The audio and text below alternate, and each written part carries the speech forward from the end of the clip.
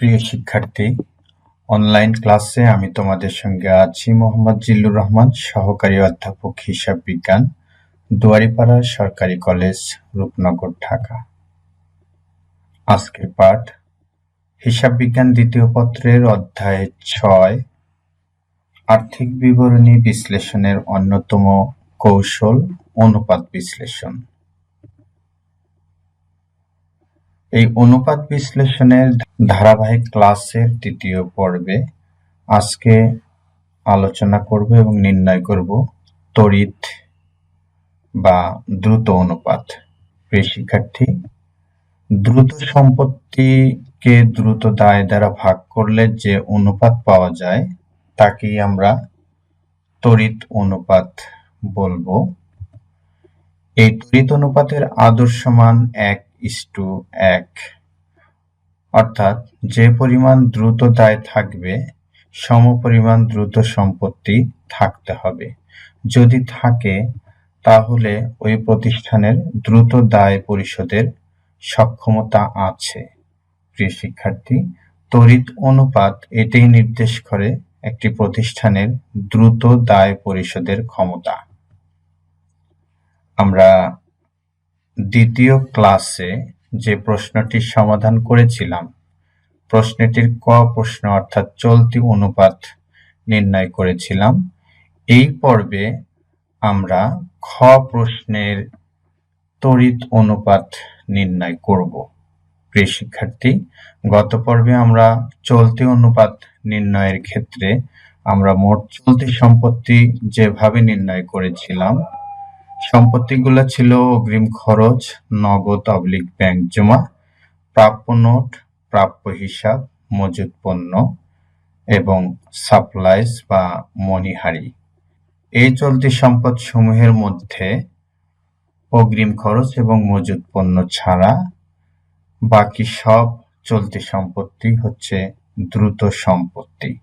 কারণ অগ্রিম খরচ থেকে কখনোই নগদ টাকা আসে না, এটি ভবিষ্যতে খরচের সঙ্গে সমন্বিত হয়। আর মজুত পণ্য থেকে নগদে রূপান্তর করতে হলে একে বিক্রি করতে হয়, যা সময় সাপেক্ষ, অথবা ধারে বিক্রয় করলে দেনাদার বা প্রাপ্য হিসাব থেকে প্রাপ্য নোট থেকে নগদ এ রূপান্তরিত হয়। তাহলে বোঝাই যাচ্ছে যে অগ্রিম খরচ এবং মজুত পণ্য এটি দ্রুত সম্পত্তি নয়। তাহলে এই তালিকা থেকে আমরা দ্রুত সম্পত্তি পাই নগদ অবলিক ব্যাংক জমা, প্রাপ্য নোট, প্রাপ্য হিসাব এবং সাপ্লাইস বা মণিহারি। প্রিয় শিক্ষার্থী, আমরা ডান দিকের এই তালিকা থেকে এই দ্রুত সম্পত্তিগুলো যোগ করে আমরা মোট দ্রুত সম্পত্তি বের করতে পারি, অথবা যদি আমরা আগে মোট চলতি সম্পত্তি বের করে থাকি তা থেকে অগ্রিম খরচ এবং মজুত পণ্য বিয়োগ করলে আমরা দ্রুত সম্পত্তি পেতে পারি। একইভাবে গত পর্বে আমরা মোট চলতি দায় বের করেছিলাম। এই চলতি দায় সমূহের মধ্যে ব্যাংক জমাতিরিক্ত এবং বকেয়া খরচ ছাড়া অবশিষ্ট প্রদেয় নোট, প্রদেয় হিসাব এবং স্বল্প মেয়াদী ঋণ, এগুলো হচ্ছে দ্রুত দায়। প্রিয় শিক্ষার্থী, ব্যাংক জমাতিরিক্তর মেয়াদ সর্বোচ্চ 7 দিন হয়ে থাকে, এটি নির্ধারিত, এবং বকেয়া খরচ এটি নির্দিষ্ট টাইম পিরিয়ডে পরিশোধ করতে হয়।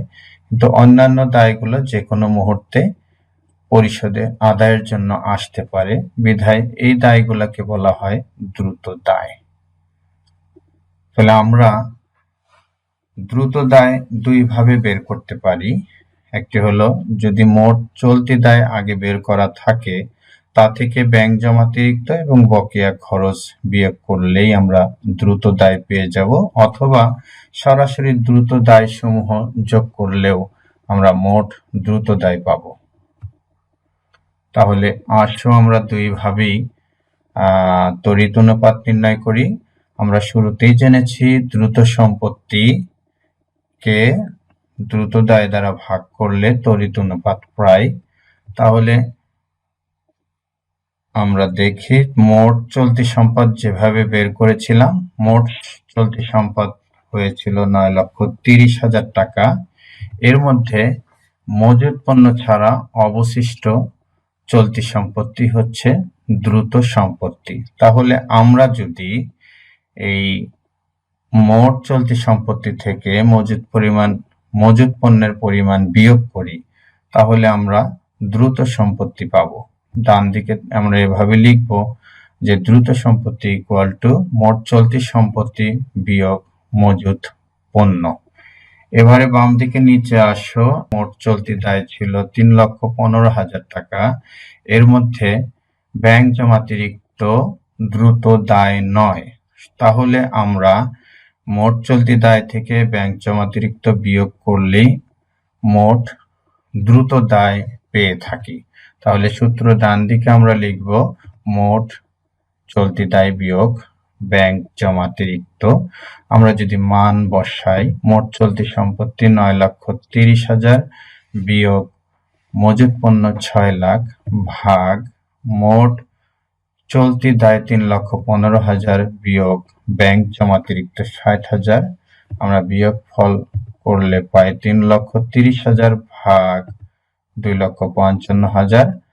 এবারে নিচেরটাকে 1 ধরে আমরা উপরকে ভাগ দিব, ভাগ দিলে আমরা ভাগফল পাই 1.12 নিচেরটা 1। তাহলে আমরা তড়িৎ অনুপাত পাই 1.12:1।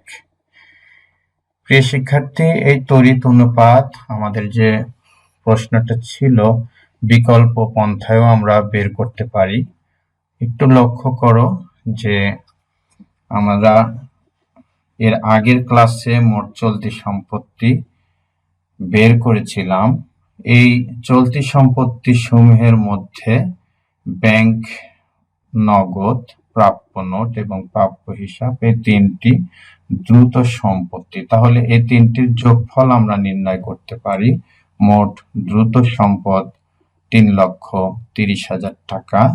তাহলে নিচে চলতি দায়ের মধ্যেও প্রদেয় নোট এবং প্রদেয় হিসাব দ্রুত দায়, এই দুটোকে যোগ করে আমরা মোট দ্রুত দায় নির্ণয় করতে পারি। আমরা যোগ করে মোট দ্রুত দায় পাই 2,50,000 টাকা। এবারে আমরা ডান দিকে সূত্রের মান বসাবো। মোট দ্রুত সম্পত্তি ইকুয়াল টু 3,30,000 টাকা ভাগ মোট দ্রুত দায় 2,55,000 টাকা। ভাগ করলে আমরা তড়িৎ অনুপাত পাই 1.12:1। আর আমরা জানি যে এর আদর্শ মান 1.1 এবং নির্ণেয় মান এই আদর্শ মানের চাইতে বড়। সুতরাং এই প্রতিষ্ঠানটির তড়িৎ অনুপাত সন্তোষজনক বা প্রতিষ্ঠানটি দ্রুত দায় পরিশোধে সক্ষম। প্রিয় শিক্ষার্থী, আশা করি তোমরা কিভাবে তড়িৎ অনুপাত বের করতে হয় তা তোমরা বুঝতে পেরেছ। আগামী পর্বে একই প্রশ্নের অবশিষ্ট খ প্রশ্নের অবশিষ্ট অংশ অর্থাৎ মজুত আবর্তন অনুপাত নির্ণয় করব এবং এই সম্পর্কে কিছু বিস্তারিত বলবো। আশা করি তোমরা চতুর্থ পর্বে অংশগ্রহণ করবে। ততদিন পর্যন্ত ভালো থেকো, সুস্থ থেকো।